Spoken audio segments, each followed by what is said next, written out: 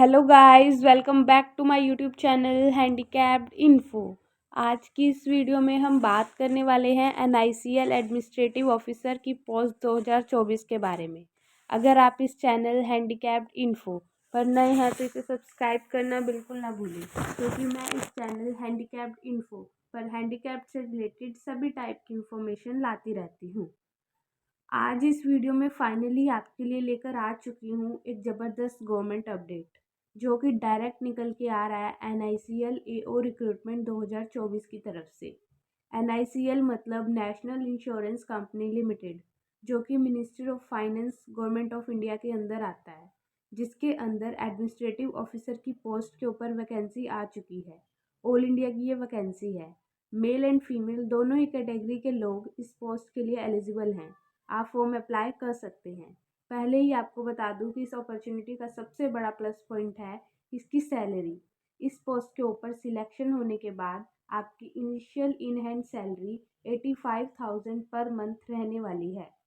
तो चलिए आगे इस वीडियो में इस रिक्रूटमेंट के रिगार्डिंग कंप्लीट डिटेल आपको प्रोवाइड करूँगी। इसका detail selection procedure step by step आपको समझाऊंगी। साथ ही एलिजिबिलिटी क्राइटेरिया को भी डिस्कस करेंगे।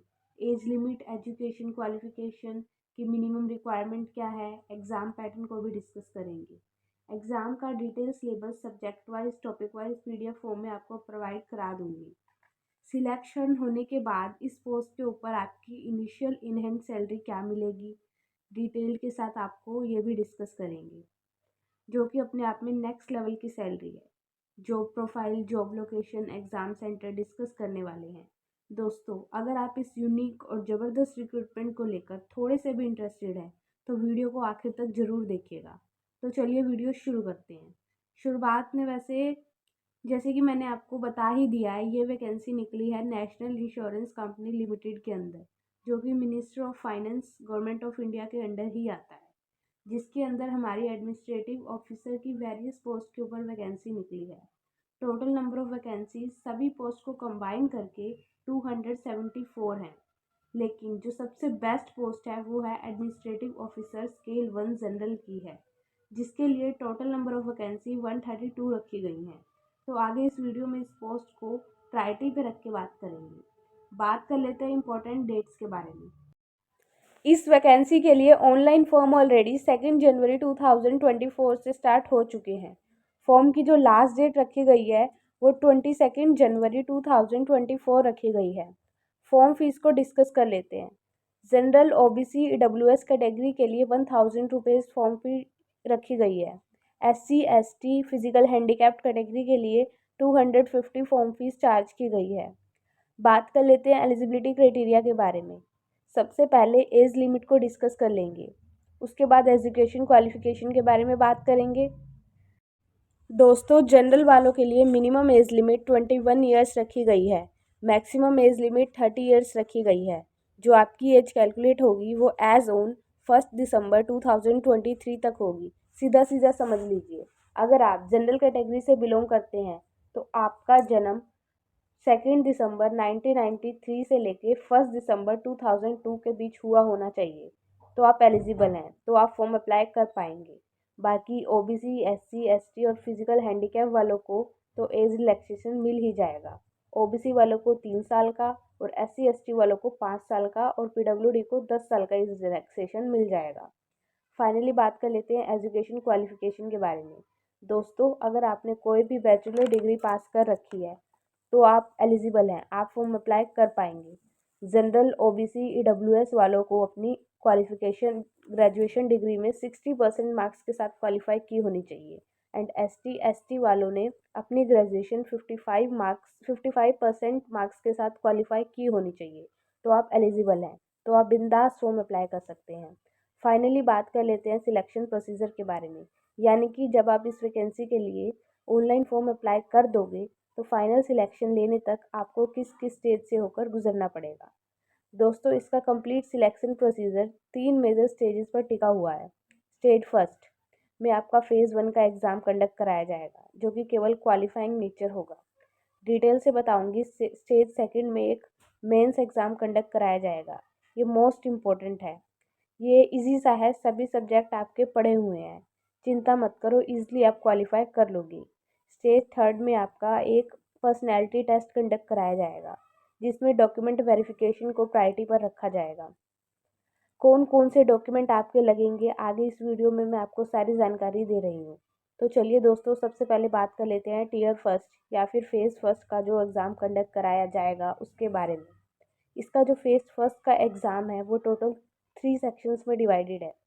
3 डिफरेंट सब्जेक्ट से एग्ज़ाम में क्वेश्चन पूछे जाएंगे। पहला वही आपका इंग्लिश से क्वेश्चन पूछे जाएंगे। 30 क्वेश्चन आएंगे 30 नंबर के अंदर, और इन क्वेश्चंस को सॉल्व करने के लिए आपके पास 20 मिनट्स रहेंगे। दूसरा सब्जेक्ट रीजनिंग एबिलिटी का रहेगा। 35 क्वेश्चन होंगे 35 नंबर के अंदर, 20 मिनट के अंदर सोल्व करना होगा। तीसरा सब्जेक्ट हमारा क्वांटिटेटिव एप्टीट्यूड, वही 35 क्वेश्चन 35 नंबर के अंदर, 20 मिनट के अंदर आपको सॉल्व करना है। इसी के बेसिस पर फेज फर्स्ट में 100 क्वेश्चन आएंगे, 100 नंबर का पेपर रहेगा। क्वेश्चन पेपर की टोटल टाइम ड्यूरेशन 60 मिनट्स रहेगी, और 1/4 की नेगेटिव मार्किंग भी रखी गई है। देखिए दोस्तों, प्रिलिमिनरी एग्ज़ाम होने के बाद एक इनिशियल क्वालिफाइंग कट ऑफ बनेगी कैटेगरी वाइज, जो कि डिसाइड करेगी कि आप क्या सेकंड स्टेज के लिए क्वालिफाई कर रहे हो या नहीं। और इस कट ऑफ को इस तरीके से बनाया जाएगा जो कि total of number of vacancy के 15 टाइम, यानी 15 गुना कैंडिडेट को क्वालिफाई किया जा सके। बाकी जो प्रिलिमिनरी एग्ज़ाम है ये केवल क्वालिफाइंग नेचर का है, यानी कि इसके जो मार्क्स होंगे वो फाइनल सिलेक्शन को, फाइनल मेरिट को इफ़ेक्ट नहीं करेंगे। फाइनल मेरिट में प्रिलिमिनरी एग्ज़ाम के मार्क्स ऐड नहीं होंगे। ये केवल आपको क्वालिफाई करना है और आगे निकलना है। फाइनली बात कर लेते हैं फेज सेकंड एग्जामिनेशन के बारे में, जो कि टोटल 5 डिफरेंट सेक्शंस में डिवाइडेड है। मतलब 5 सब्जेक्ट से क्वेश्चन आएंगे। पहला सब्जेक्ट है टेस्ट ऑफ रीजनिंग का, जिसे टोटल 50 क्वेश्चन आएंगे 50 नंबर के अंदर। 40 मिनट आपको मिलेंगे इसके लिए, 50 क्वेश्चन सॉल्व करने के लिए दिए जाएंगे। दूसरा सब्जेक्ट इंग्लिश लैंग्वेज का रहेगा, 50 क्वेश्चन 50 नंबर के अंदर, वही 40 मिनट में आपको इसका सॉल्व करने होंगे। तीसरा सब्जेक्ट जनरल अवेयरनेस का रहेगा, 50 क्वेश्चन 50 नंबर, लेकिन यहाँ पर आपको 50 क्वेश्चन 30 मिनट में सॉल्व करने हैं, जो कि आप इजीली कर लेंगे, क्योंकि आपको यहाँ पर कोई कैलकुलेशन तो लगेगी नहीं। जीके में क्वेश्चन पढ़ा, आंसर पता है तो टिक किया, वरना आगे बढ़ गए। चौथा सब्जेक्ट हमारा कंप्यूटर नॉलेज का रहने वाला है। बेसिक कंप्यूटर नॉलेज से ये टॉपिक रहेगा। 50 क्वेश्चन आएंगे 50 मार्क्स के अंदर ही, और 30 मिनट ही टाइम दिया जाएगा इसको सॉल्व करने के लिए।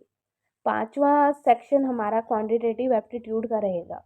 50 क्वेश्चन 50 नंबर के अंदर ही आपको 40 मिनट में सॉल्व करने हैं। इसी के बेसिस पर मेंस एग्जाम में टोटल 250 क्वेश्चन होंगे, 250 नंबर का ही आपका पेपर होगा। 3 घंटे ही क्वेश्चन पेपर की टाइम ड्यूरेशन रहने वाली है। इसी मेंस एग्ज़ाम के साथ एक आपका डिस्क्रिप्टिव पेपर होगा। सिंपल सा है, क्वालिफाई कर लोगे। 30 नंबर का होने वाला है डिस्क्रिप्टिव पेपर, 30 नंबर की टाइम ड्यूरेशन होगी। और दोस्तों, ये डिस्क्रिप्टिव पेपर क्वालिफाई नेचर होगा, इसे देख के घबराइएगा मत। इसको आपको केवल क्वालिफाई करना है, फाइनल मेरिट में इसके मार्क्स नहीं जुड़ेंगे। 30 नंबर में क्या क्या होगा, एक लेटर होगा 10 नंबर का, एक आपका प्री सी राइटिंग होगा 10 नंबर का, एक आपका कॉम्प्रिहेंशन टेस्ट होगा 10 नंबर का। ये भी आप मेरे हिसाब से क्वालिफाई कर लोगे, केवल क्वालिफाई करना है। फाइनल सिलेक्शन आपका डिस्क्रिप्टिव के मार्क्स पर नहीं होगा। ये मेंस एग्ज़ाम के बाद भी एक इनिशियल क्वालिफाई कट ऑफ बनेगी, जो डिसाइड करेगी कि आप थर्ड स्टेज यानी पर्सनैलिटी टेस्ट के लिए क्वालिफाई कर रहे हो या नहीं। अब दोस्तों, आगे बढ़ने से पहले डिस्कस कर लेते हैं इसके एग्ज़ाम का complete detail syllabus. Subject wise topic wise आपको इसके ऑफिशियल वेबसाइट पर मिल जाएगा। अब इसके सिलेबस का स्क्रीनशॉट भी ले सकते हैं, जो कि सामने स्क्रीन पर दिखाई दे रहा होगा। थर्ड स्टेज, जो कि आपकी पर्सनैलिटी है, बेसिक सा होगा, आप क्लियर कर लेंगे। बहुत ही हाई लेवल का इंटरव्यू इसमें नहीं होता। इसमें प्रायोरिटी पर आपके डॉक्यूमेंट वेरिफिकेशन रखा जाएगा। इसमें बेसिकली आपकी मेंटल एबिलिटी चेक की जाती है कि हाँ, आपकी कम्युनिकेशन स्किल या फिर मेंटल एबिलिटी की क्षमता कितनी है। साथ ही आपको सभी ओरिजिनल डॉक्यूमेंट आपको ले जाने होंगे। साथ ही सभी डॉक्यूमेंट की एक एक सेल्फ अटेस्टेड फ़ोटोकॉपी भी आपको सबमिट करानी है। जैसे कि आपको मार्कशीट या फिर जो डिग्री होती है आपको वो ले जानी होती है। साथ ही 12th का मार्कशीट, पासिंग सर्टिफिकेट और 10th का पासिंग सर्टिफिकेट आपको ले जाना होता है, जो कि as a date of birth certificate आपको लगता है। अगर आपको कोई रिलैक्सेशन या रिजर्वेशन है तो आपको उसका सर्टिफिकेट भी लगेगा। एक ओरिजिनल आईडी प्रूफ आपको ले जानी होती है। आपको 5 पासपोर्ट साइज़ फ़ोटो भी ले जानी होती हैं। इन सभी डॉक्यूमेंट की फ़ोटोकॉपी करके आपको ले जानी होगी। तो ये आपका पर्सनैलिटी टेस्ट होगा। इसके लिए कुछ मार्किंग रखी गई हो सकती है कि ये 50 नंबर का हो, लेकिन नोटिफिकेशन में क्लियर नहीं है कि इंटरव्यू आपका कितने नंबर का है। ये शुरुआत में आपको क्वालिफाई करना है। इसके मार्क्स के बेसिस पर आपका फाइनल सिलेक्शन होगा। इसके मार्क्स फाइनल मेरिट में ऐड होंगे तो ये डिपार्टमेंट तभी डिसाइड करेगा कि इंटरव्यू कितने नंबर पर आपका क्वालिफाई कर पाओगे। अगर आप इंटरव्यू भी क्वालिफाई कर लेते हैं तो अब बारी आती है फाइनल सिलेक्शन की। फाइनल सिलेक्शन किस बेसिस पर होगा? Obviously final selection final merit के बेसिस पर होगा। ये फाइनल मेरिट मेंस एग्ज़ाम के मार्क्स और इंटरव्यू के मार्क्स के बेसिस पर बनेगी। यानी कि जो आपका मेंस एग्ज़ाम था वो 250 नंबर का था और जो इंटरव्यू आपका जितने मार्क्स का था दोनों को कंबाइन करके फाइनल मेरिट बनाई जाएगी, जिसके बेसिस पर आपका फाइनल सिलेक्शन होगा। ये मेरिट आपकी कैटेगरी वाइज रहने वाली है। बाकी जो आपकी प्रिलिमिनरी एग्ज़ाम था 16 नंबर या फिर आपका डिस्क्रिप्टिव पेपर था, इन दोनों के मार्क्स फाइनल मेरिट को इफ़ेक्ट नहीं करेंगे। फाइनल मेरिट में ये मार्क्स ऐड नहीं होंगे। ये दोनों एग्ज़ाम आपको केवल क्वालिफाई करना है। एग्ज़ाम आपका हिंदी और इंग्लिश बाइलैंग्वेज दोनों ही लैंग्वेज में होने वाला है। और दोस्तों प्री और मेंस दोनों ही एग्ज़ाम होंगे। हर एक सेक्शन का क्वालिफाई करना है। फाइनली बात कर लेते हैं सिलेक्शन होने के बाद इस पोस्ट के ऊपर सैलरी कितनी मिलेगी। जैसे कि आपको शुरुआत में बता ही दिया था कि just after selection initial in hand salary इस पोस्ट के लिए प्रॉपर 85,000 के आसपास होगी with all and extra allowances. तो भाई सैलरी बिंदास है, पर मंथ आपके हाथ में 85,000 रुपये सैलरी आ जाने वाली है। सिलेक्शन होने के बाद 1 साल का आपको प्रोबेशन पीरियड ट्रेनिंग पीरियड भी रहने वाला है, जहाँ पर आपको प्रॉपर सैलरी भी दी जाती है। जॉब प्रोफाइल के बारे में बात करें वो आपको पता ही होगा। वो NICL जो है इसके डिपार्टमेंट के अंदर या इसकी ब्रांचेस के अंदर ऑफिस सेक्शन का काम करना है। केवल आपको कंप्यूटर रिलेटेड काम करना है। इसमें कोई भी फील्ड ड्यूटी फिजिकल ड्यूटी नहीं होती। इस पोस्ट के ऊपर कई बार आपको काफ़ी सारी ब्रांचेस में आपको एक अलग कैबिन मिल जाता है, जहाँ पर सेपरेट AC कैबिन में बैठकर काम कर रहे होते हो। वो 9 to 5 की मस्त बेस्ट जॉब रहने वाली है। वही अगर हम जॉब लोकेशन को डिस्कस करें, देखिए NICL एक तरीके से सेंट्रल गवर्नमेंट लेवल का डिपार्टमेंट है। तो NICL के ऑल ओवर इंडिया के अंदर डिफरेंट डिफरेंट रीजनल ऑफिसेज मतलब रीजनल ब्रांचेज हैं। सब ब्रांचेस या फिर सब ऑफिसेज उन्हें हम कह सकते हैं। इन ब्रांचेस के अंदर फाइनली आपकी पोस्टिंग होगी। जॉब लोकेशन होगी तो ऑल ओवर इंडिया के अंदर जॉब लोकेशन रहेगी। ज़्यादा से ज़्यादा चांस है कि आपको अपने होम स्टेट में ही जॉब लोकेशन देखने को मिल जाए। तो दोस्तों अगर आप एलिजिबल हैं तो फॉर्म ज़रूर अप्लाई करें। बाकी दोस्तों अगर कोई डाउट हो तो कमेंट करके पूछ लीजिएगा। अगर वीडियो अच्छी लगी हो तो वीडियो को like share comment and channel को सब्सक्राइब ज़रूर करना।